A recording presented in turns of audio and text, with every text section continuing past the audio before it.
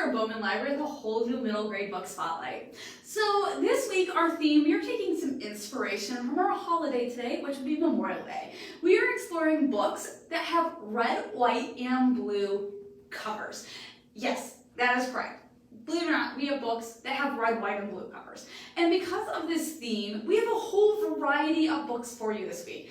I love this type of theme because there's a little mishmash here and there, and there's literally something for everyone. So we have 6 we're going to take a look at, so let's get started.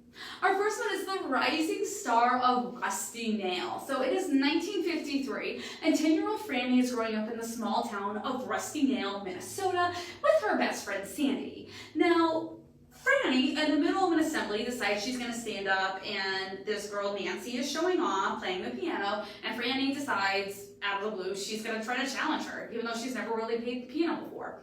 Well, she goes up, plays the piano, and figures out she's basically a piano prodigy, and unfortunately, she is so advanced that the only piano teacher in town really can't help her. So it is when a mysterious Russian woman who goes by Olga moves to town that when Franny and her friend Sandy are spying on her, because everyone in the town is kind of like wary about her because they think she's a spy from Russia and she's sending secrets back there on all of them. They start spying on her and they realize that Olga knows how to play the piano. She knows how to play the piano pretty well. And before Franny knows it, she's approaching Olga to give her more piano lessons because she wants to get better. She wants to get better because she wants to outdo her rival Nancy. So while all this is going on, Olga's trying to find her place in town. Franny's trying to beat her rival Nancy. If you love a book that's filled with humor, mystery, history, music, piano playing type stuff, this is one that you'll fall in love with. There's a great ending at this one. It is a standalone. You will be cheering for Franny every step of the way. And plus, you will also be trying to figure out if Olga is really a spy or not. This is The Rising Star of Rusty Nail. Mayday. 7th grader Wayne Kovac is from a family with a long line of war heroes, as his grandfather likes to remind him every single chance he gets. Especially, this comes to a head when his uncle dies while fighting overseas. Now, on the way back from his uncle's funeral, though, the plane he and his mom are crashes. And even though they survive, everything changes for Wayne in a moment. Wayne survives, but he's not untouched by this physically.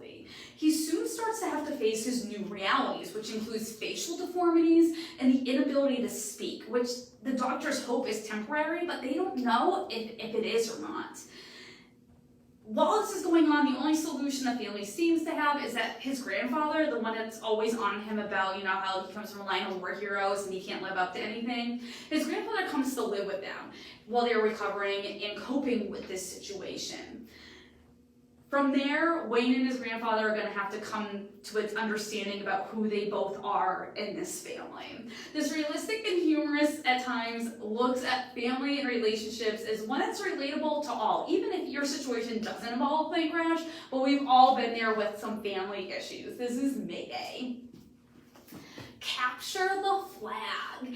Anna, Henry, and Jose are all 7th graders who find themselves in Washington, D.C. for varying reasons.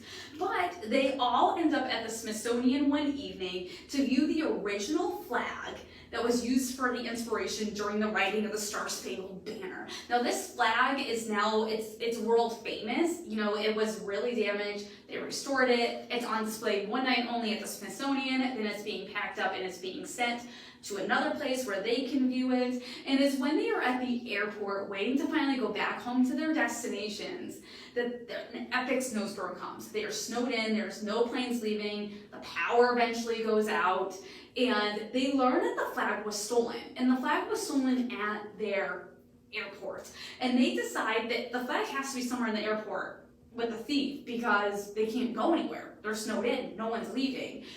They decided it's going to be up to them to figure out what happened, solve the mystery, and find the flag and return it to its rightful place. But that's going to be easier said than done because there's no electricity. They have no clue where they're going at all in this airport, and they really don't have any clues as to what happened. They just know the flag is missing. As they start off on this adventure together, they will uncover family secrets which will change them and what they know about themselves and their heritage. This is the first in the series. This mystery meets scavenger / treasure hunt. It's one that you'll be right on alongside with our characters because you'll be finding all the clues, trying to solve the mysteries, the puzzles as they are. This is Capture the Flag. The Losers Club. So Alec is constantly getting into trouble for reading his own books when he's supposed to be paying attention in class. Yes, even though I'm a proponent of reading books, sometimes you gotta pay attention in class. So when Alec goes to his after-school program, he decides he just wants to be left alone to read. Unfortunately, reading alone is not an option. You know, they don't want them reading alone. They want them actually doing stuff, playing dodgeball, that type of stuff. So Alec decides he's going to do something about it. And he decides he's going to form his own club at his after-school program. But how do you start a club when you don't want other people to join? You just want to be left by yourself. You do this by giving it the perfect name.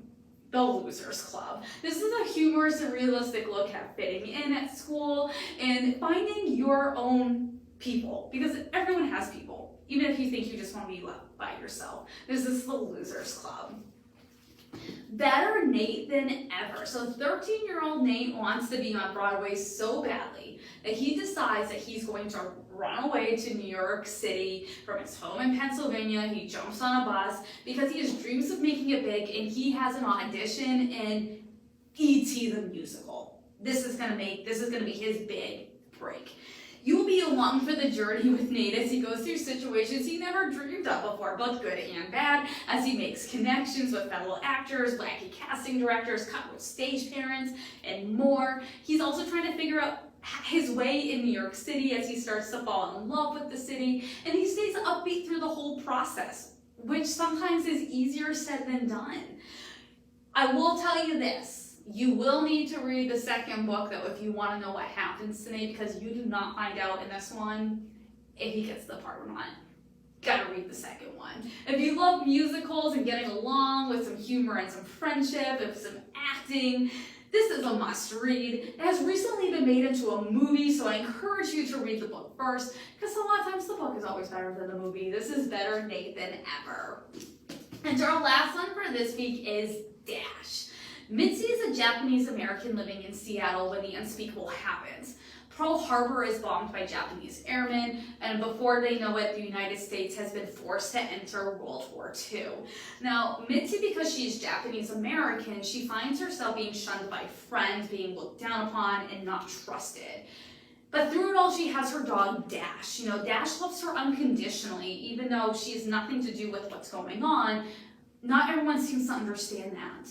The government makes a decision that all Japanese Americans must move to what they're calling these camps, where they will be watched, because the government doesn't trust them, because what happened with Pearl Harbor. The worst part, though, is she cannot bring her dog with her. The government will not allow it. Now, her neighbor, Mrs. Bowker, decides that she will watch Dash as Mitzi is away, and she sends her letters written by Dash, and it's the only thing that keeps Mitzi going. And Mitzi can't help but wonder what if she's ever going to get out of this camp, and if she does, will she find her way back to her beloved dog? You will love how much Dash and Mitzi love each other. You will find yourself hoping for a happy ending, and I will tell you this, I don't talk about animal books unless they have a happy ending. This is Dash. So these are just 6 of the books we have here at the library. They have a red, white, and blue cover. So come on out, check out one of these. Get your summer reading started, because this coming weekend, summer reading is starting. You're going to want to read as many books as you can, as many hours as you can to win prizes, books, join our activities. Stay tuned for more details. Make sure to check our website, and you can start by checking out one of these, or come on by and we can help you find whatever perfect book you were looking for. I hope you tune back next week. We have a whole new middle grade book spotlight, and I hope you have an amazing week.